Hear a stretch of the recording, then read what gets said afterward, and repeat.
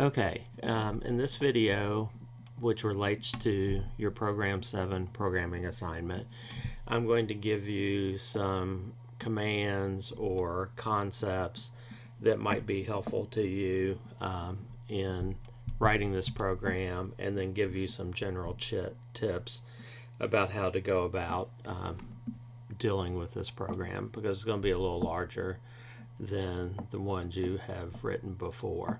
So the first thing is, in your program, if the user enters a file name that does not exist, you need to ask the user whether or not they would like to create that file.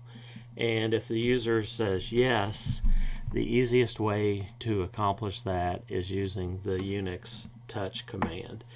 And basically what happens is this is really used to update the date time accessed on a file, but it has the nice side effect that if the file doesn't exist, it will create it, and it will create it empty.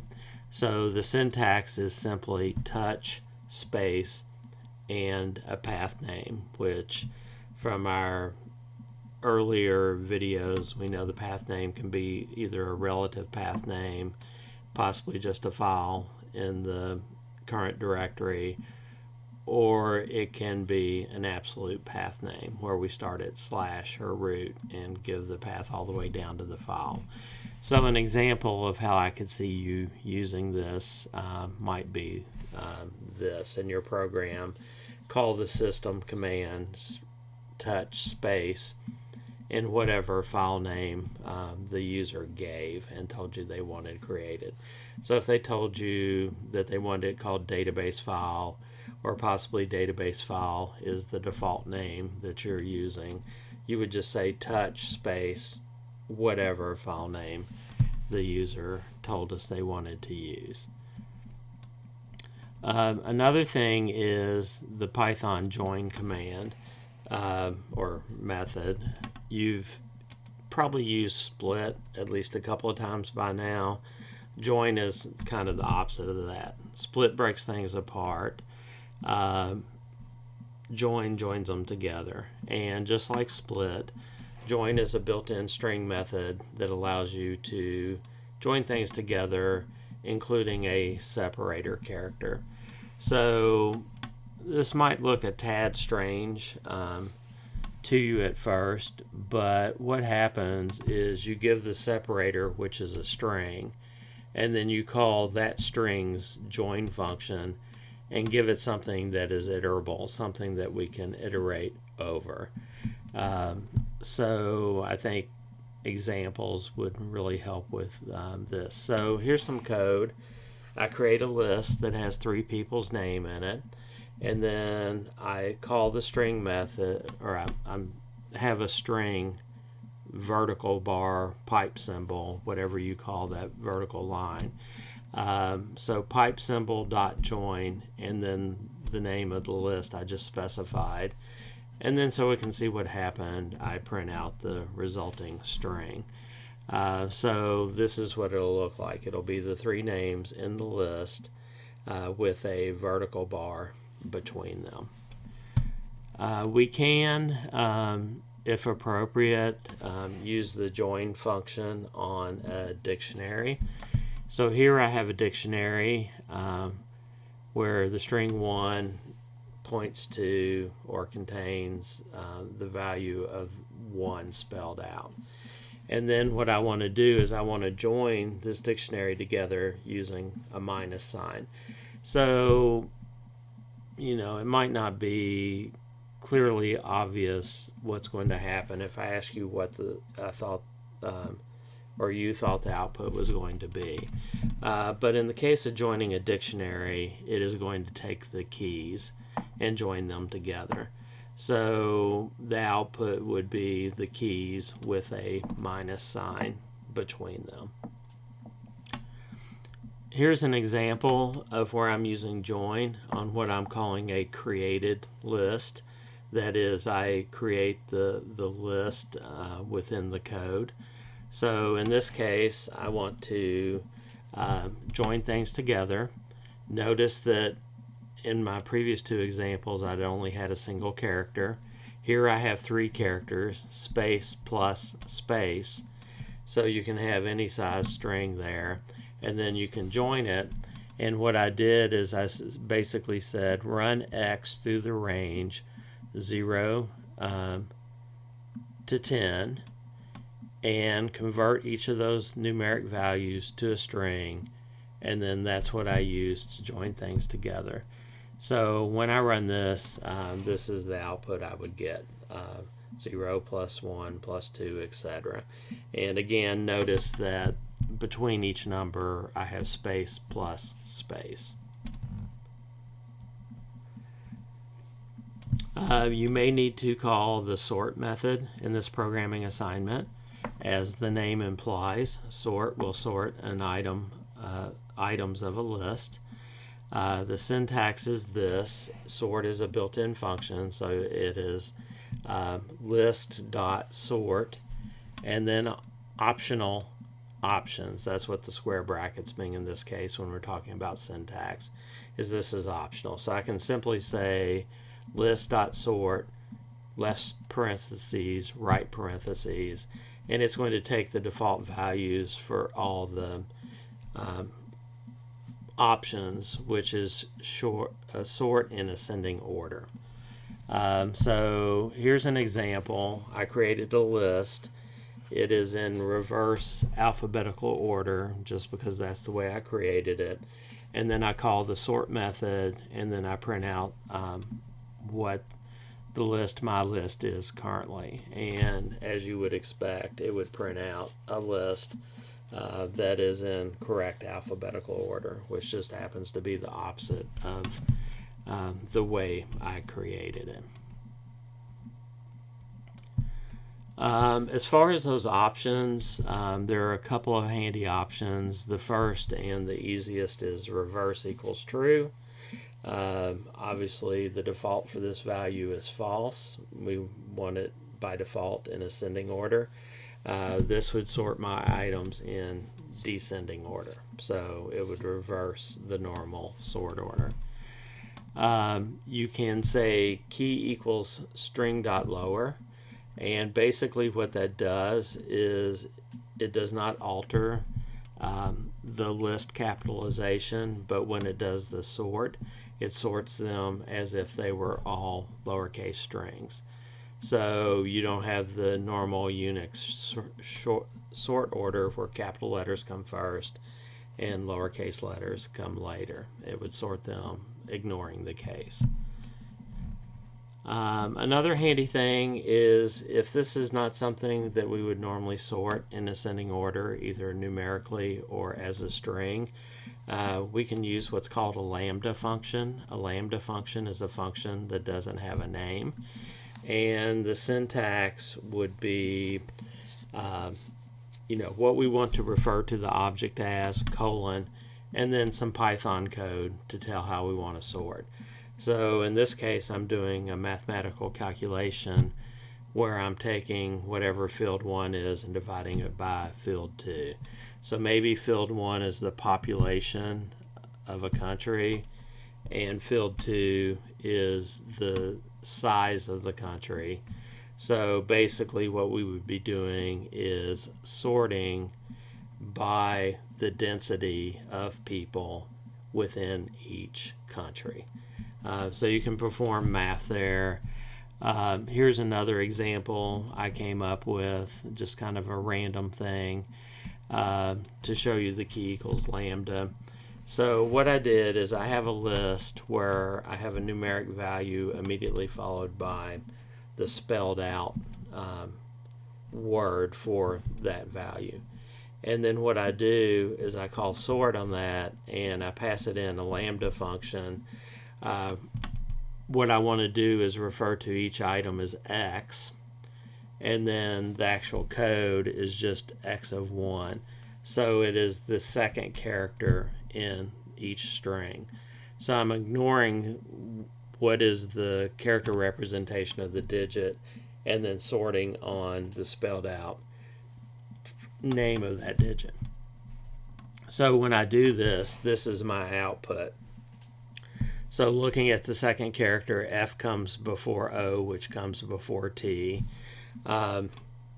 Notice that because I only sorted on one character, that 2 comes before 3. If you really wanted 3 to come first and then 2 to come, you would need to change your lambda function so that it looked at the second and third character of the string to quote correct that if that's what you had intended. So that's some functions or some tips that might be helpful to you from kind of a code perspective. So since this is a more involved program, what I want to talk about is how I went about creating my solution. So when you have a larger programming assignment, it's best not to think about the whole big assignment at one time. Kind of take logical pieces and write the code, and you're more likely to come up with a correct solution and probably come up with that solution quicker. In this case, we have to worry about the module and the main program. So, if you go about this differently, that's fine, but I just wanted to give you some insight of kind of how I went through and wrote this and how I broke the different sections of code up. So the first thing I did was I created my PDDB module. So my module is named PDDB. So my file name needs to be pddb.py. And what I did was I made use of a command we've talked about called pass. So basically in my pddb.py file, I said I need to have load_db. It's going to take a file name. I'm going to write the code later is basically what that says. Then I did the same thing for savedb and really did it for all of the methods that are going to be implemented in this module. So that allows me to make sure it's syntactically correct, and then kind of gives me a template to go through. So then what I did was I put my self-contained documentation in the module.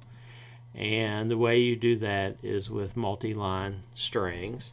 So if you have a multi-line string at the very beginning of the module, that becomes the documentation or the description for the module as a whole. So, in my solution for the detailed description, I had a couple of lines that said this program implements a database using Python dictionaries and maybe a little more than that. Then, which I think we've seen before, but maybe when we did our functions programming assignment, is after each module you can have a multi-line string. Here says description of this method. So what you would do is you would put a multi-line string that said something like load_db takes one argument, which is a file name of the database I want to load, and then it reads that file and creates a database using a dictionary or something to that effect. And notice at this point for each, I go through and do this for each method, and each method at this point is still going to have a pass statement. So after I did that, I would issue the commands in your programming assignment that show it printing out the self-contained documentation to make sure I've done this syntactically correct and that the documentation looks similar to what I showed you in the attachment of the programming assignment. Now, after I've done that, I go back to my main program, which I named PGM7.py, and I would start with importing my module, the code to get the file name from the user, check for its existence, either create the file if it's a new file that they want created, or call load DB on the file name they specified. So I would start that code, which would be the user's initial interaction with the program. I then went back to the module and I wrote all the code for load DB.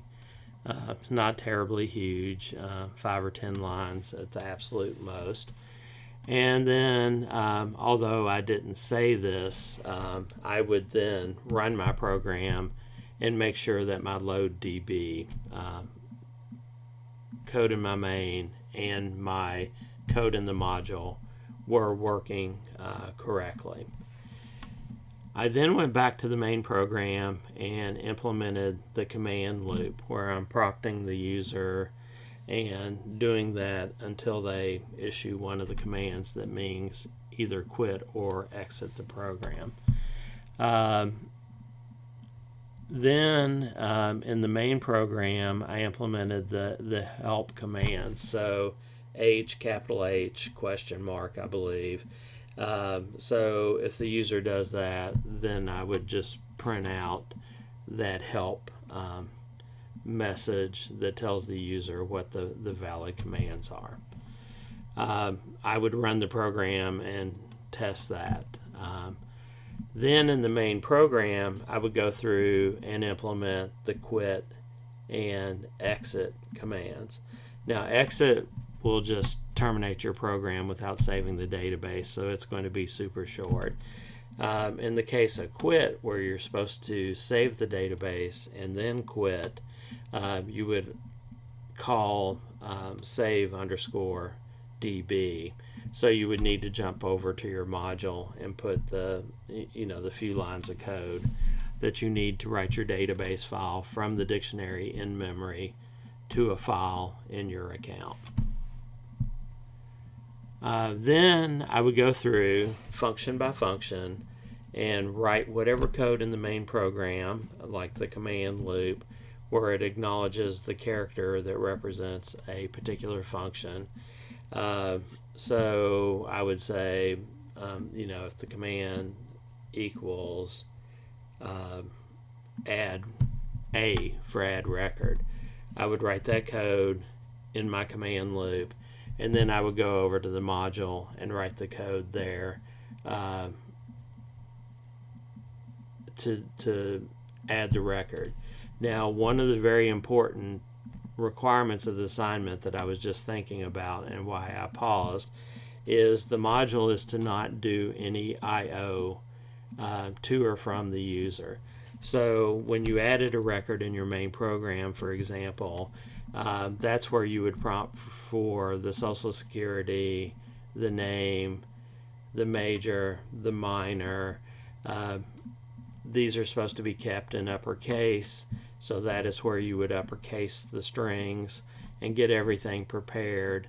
And then it needs a record, so you would call the join function to join all those together using a vertical bar as the delimiter.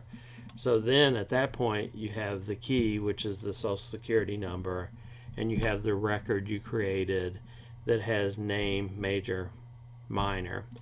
And then at that point you call add record and pass in valid information. So that's an example of what I mean by the module can't do any input or output. You have to do that. Now, one thing that I will mention as far as debugging, when I was debugging this, if I added a record and I wanted to convince myself that it worked correctly, only the module knows about your dictionary database.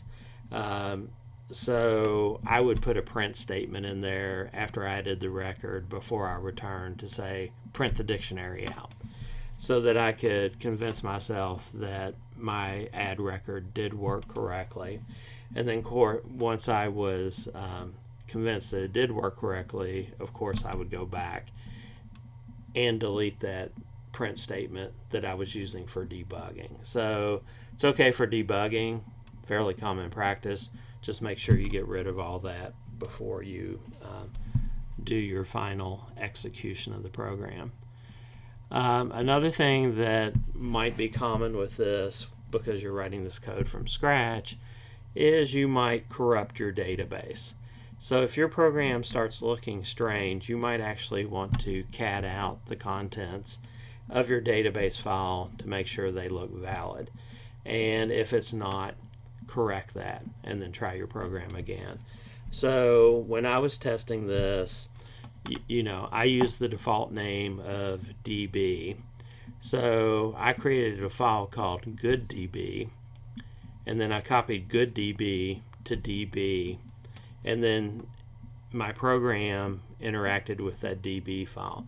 So if I accidentally deleted all the records, or screwed up on the join and it didn't have the right separator character or something like that, instead of having to go in and correct that, or worst case have to retype it all, I could simply say copy gooddb to DB and then start over again with a known good database. That might also help you when you are going through doing your execution. If you kind of tested with it, you may have altered your database from what you started with. So you can go back and copy gooddb to DB and then go through and do all of your test cases to show me that your program is working correctly. So there's some tips that I hope help you kind of come up with a way to solve this program so that it's not as big or complicated to think about all the program at once. Again, break it into pieces and solve it piece by piece.